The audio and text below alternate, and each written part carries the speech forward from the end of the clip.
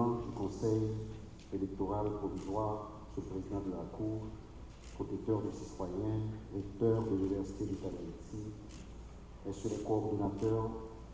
les directeurs généraux,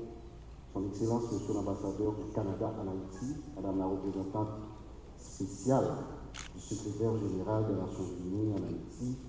mesdames, messieurs les partenaires techniques et financiers, monsieur le ministre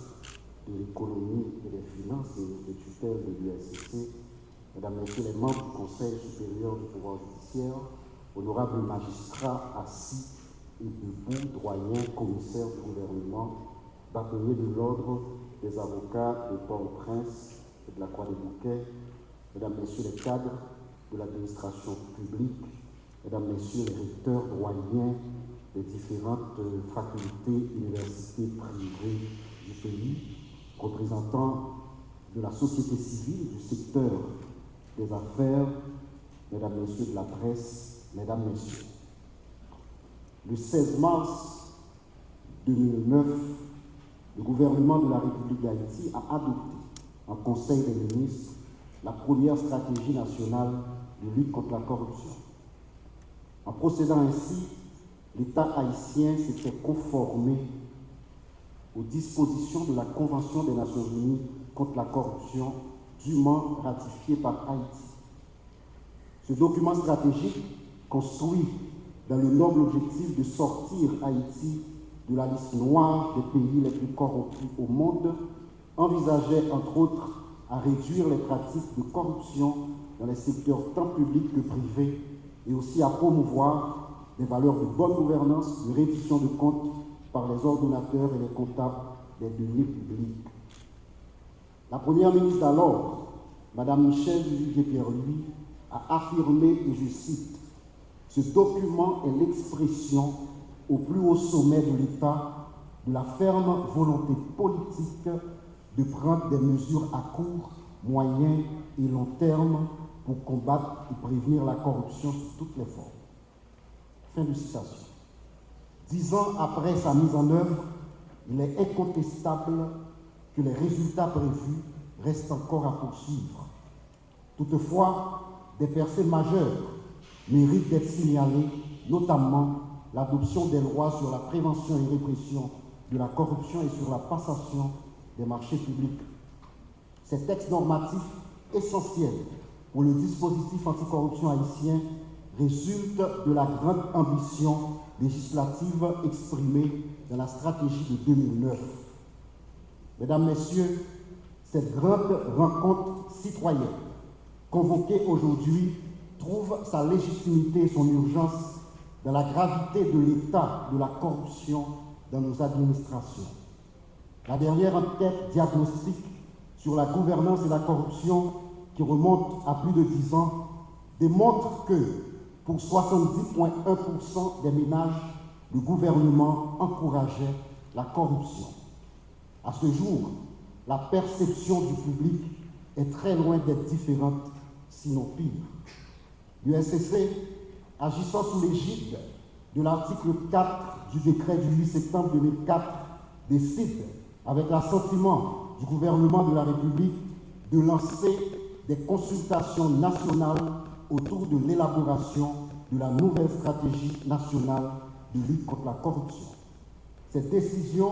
loin d'être une application mécanique du décret qui crée l'USCC, répond à une obligation de recouvrer la confiance publique perdue. Elle s'aligne du même coup au cri de ralliement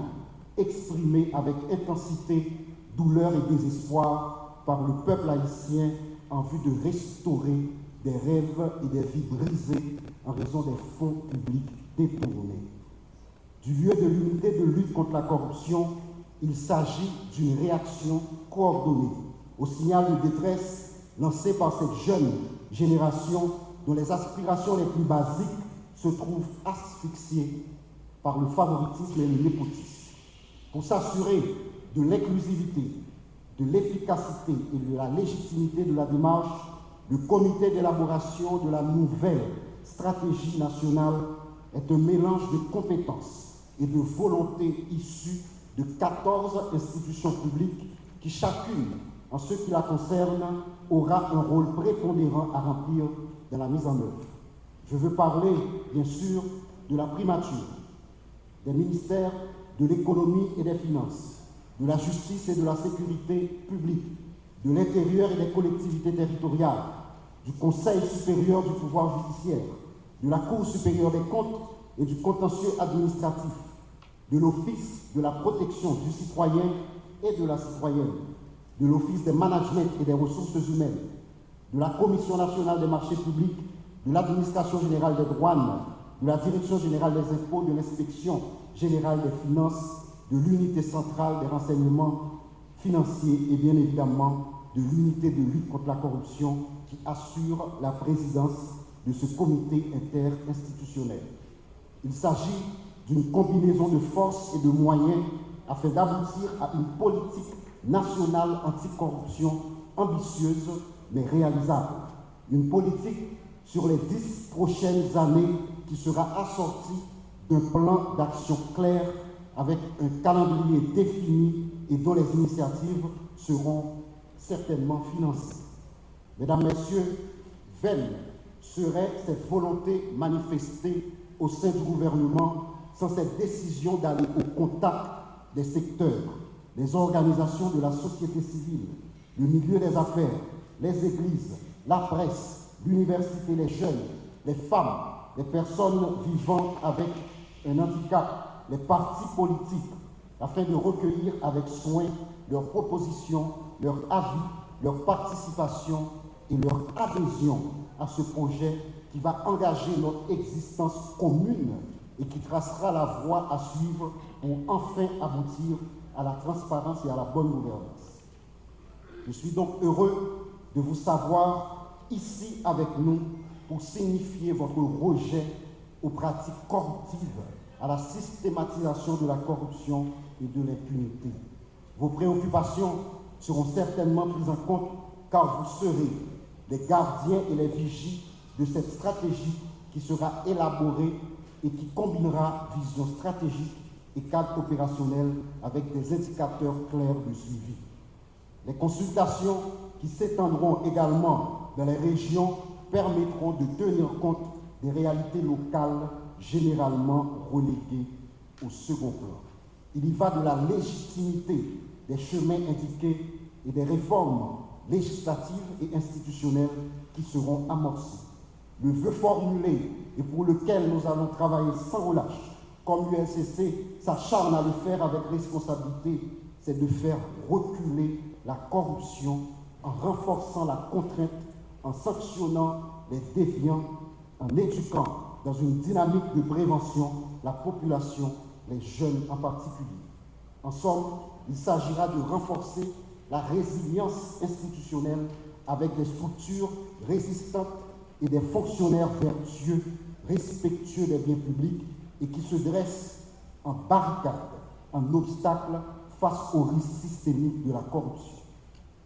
Mesdames, Messieurs, chers invités, je m'en voudrais de ne pas faire part de ma gratitude envers nos partenaires techniques et financiers, notamment le Programme des Nations Unies pour le développement, l'Office des Nations Unies contre la drogue et le crime, le Canada, l'Union européenne, qui portent avec dévotion leur soutien à la réalisation de ce cadre référentiel, cette stratégie nationale de lutte contre la corruption à venir. Enfin, citoyens et citoyennes, je vous invite à vous adhérer à ce projet commun d'intégrité afin de construire l'Haïti de demain.